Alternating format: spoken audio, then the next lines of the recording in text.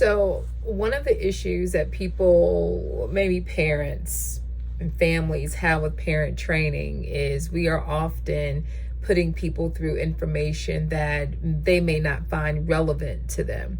And we want to take them through this sequence of functions of behavior and what is communication. And I am also not guilty of that, but it is important to have foundational information when it comes to it's important to have foundational information. That's it. But it should not be in absence of. So I'll just describe something that we do here at Excel Prep now. One of the things that we do is we have a course catalog for parent training. So we have 3 levels of parent training that happen, not 3 levels, 3 areas of parent family engagement, training, coaching that happen at the same time. One is courses, like what's the function of behavior, understanding communication, how to program my child's AAC device, what is neurodiversity. So those are courses that are live and synchronous. Then we have something called progress, and maybe progress and pain points is what it should be called, but progress. And that's when you meet and you just go over programs in progress. That's what it's called. And that's when you meet and you go over things that are happening in the learners' programs. You talk about their progress. You have discussions about data. And then the third one is that face-to-face, one-to-one coaching, that people come in, they get to see where their learners, their children, their kids learn, and you coach them through different things. And those, just to go back, some of those progress and program meetings are scheduled.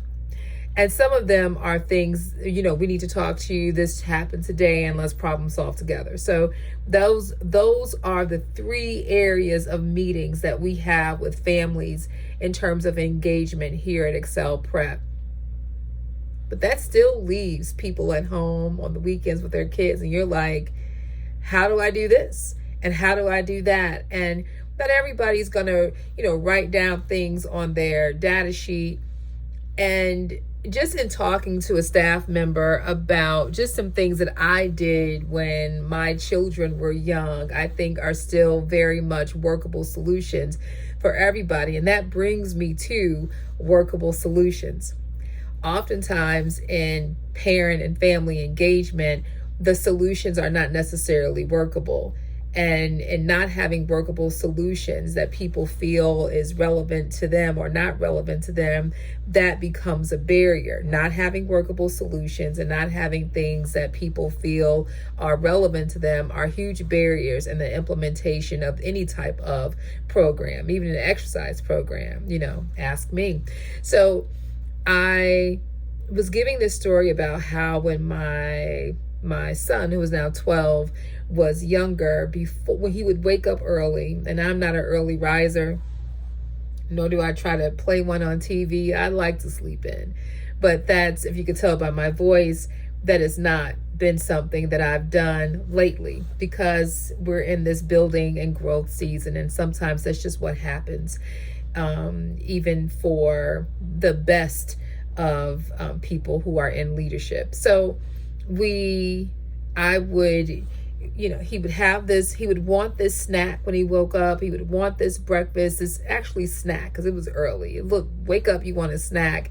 And he also was not speaking in sentences. And we desired that. We wanted more language. I think most people want more language. And I would put him in his high chair or in this chair that we have, that has passed down through our family, but this little small chair, and I would have his snacks. I'd have him choose, you want, oranges? You want your mandarin oranges?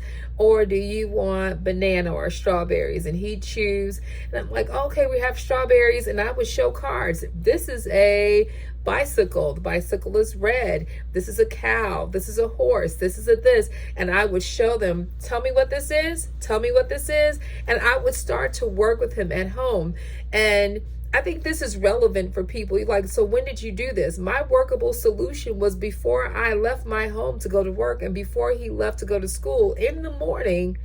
That was his prime optimal learning time for us in our home. And so we capitalized on that, and we were able to, I worked with him, and we were able to teach and to have him tact or label or name the pictures and the objects that were in front of them, and also enjoy each other and have these different snacks.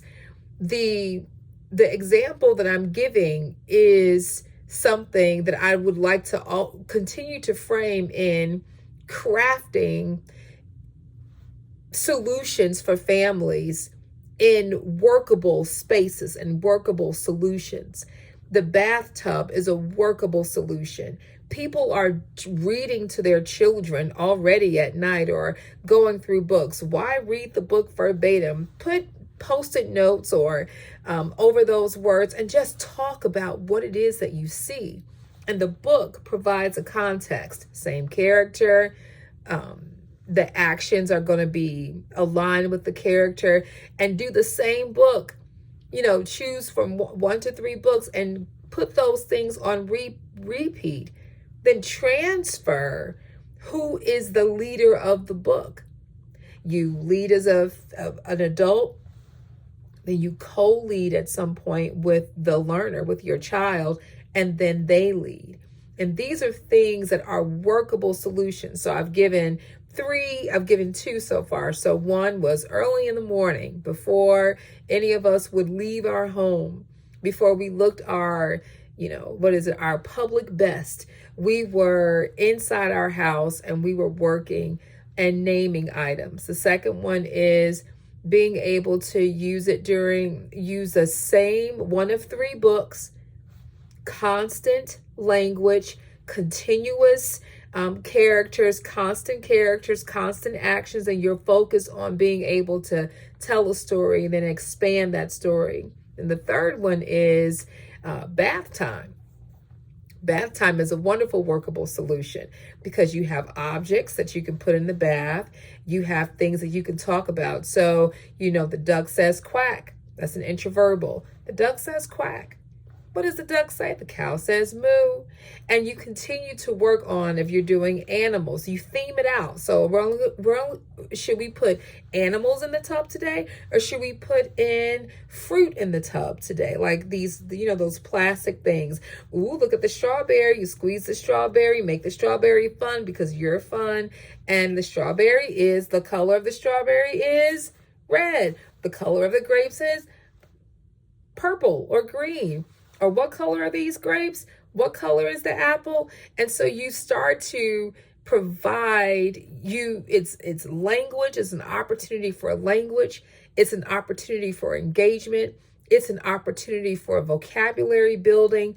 But just like I talked about earlier, being able to have some organization, like the core principle of good design, of family training, especially when you're trying to help adult learners be their best and bringing out the best in the adult so that the best can be brought out of the child, is understanding the workable solution. If we don't get down to workable solutions for families, and how long, if we don't get down to workable solutions for families, and our family engagement is only going to be for the stands. It's only going to be for the public. Oh, I'm doing this, I'm doing that. But then on the inside, we're asking, do you have a wonderful curriculum? And the wonderful curriculum, the reason that we keep asking for a wonderful curriculum is because we are not facing that people need workable solutions. Like, what will work for me? What works for us? Does it work for me to have my child in a high chair if that's where they're eating? And then after they eat, if they eat, that we work on them being able to request. We work on them being able to tact or to label or to name. We work on them being able to finish a sentence. I will always say this. I grew up not watching children's movies and not nursery rhymes. I didn't learn nursery rhymes until I actually started working with children, because my mother did not do nursery rhymes.